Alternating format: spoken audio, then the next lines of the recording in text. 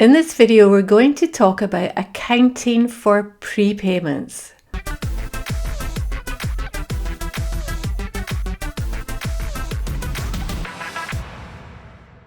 So first of all, let's look at some definitions.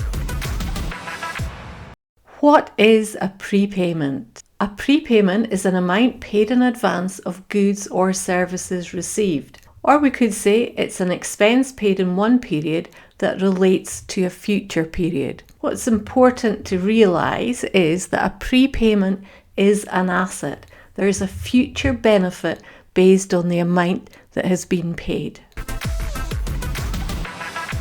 Let's take a look at a business example. We'll look at the business that's called Rugs by Rosie.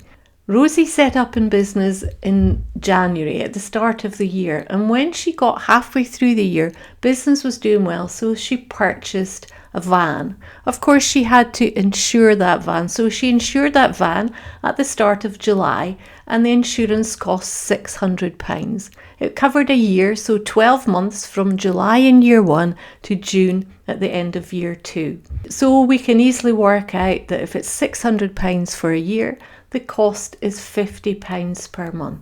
So what would we want to record at year end?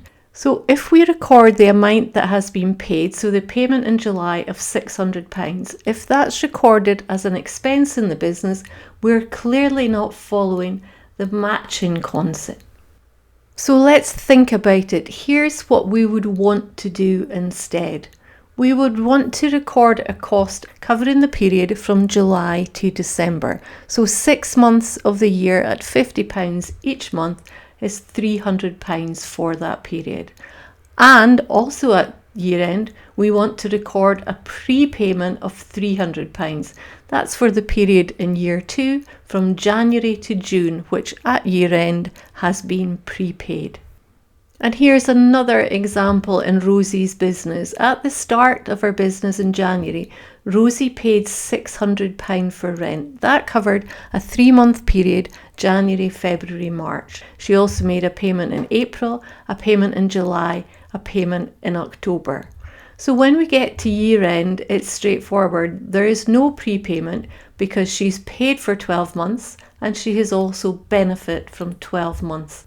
But things would be a little bit different if we wanted to prepare monthly accounts. What we would want to show is an expense of £200 each month.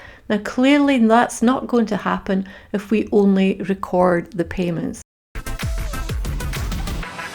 When doing the calculations for prepayments, it can be useful to look at a timeline.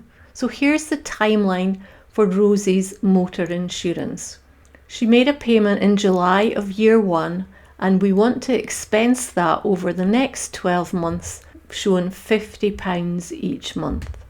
We can add a further line so that we can actually see the prepaid amounts. So in the first month, in the month of July, she paid £600. We want to expense £50, so the prepaid amount is £550.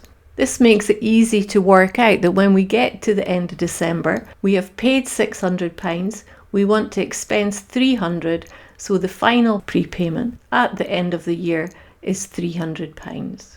Likewise, if we look at the timeline for the rent, this time we're thinking about doing monthly accounts. So we can see the payments January, April, July and October, £600 each payment, but we want to expense £200 each month. So again, if we add a further line, we can look at the prepaid amounts. So in January, the payment is £600, we want to expense £200, so £400 would be prepaid. In February, again, we've still paid £600, this time we want to expense 2 months, £400, so £200 is the remaining amount of prepayment. At the end of March, and the same every calendar quarter, the prepaid amount is 0. That's why we know at the end of year 1, for rent, there's no prepayment. So hopefully you found that example helpful, accounting for prepayments.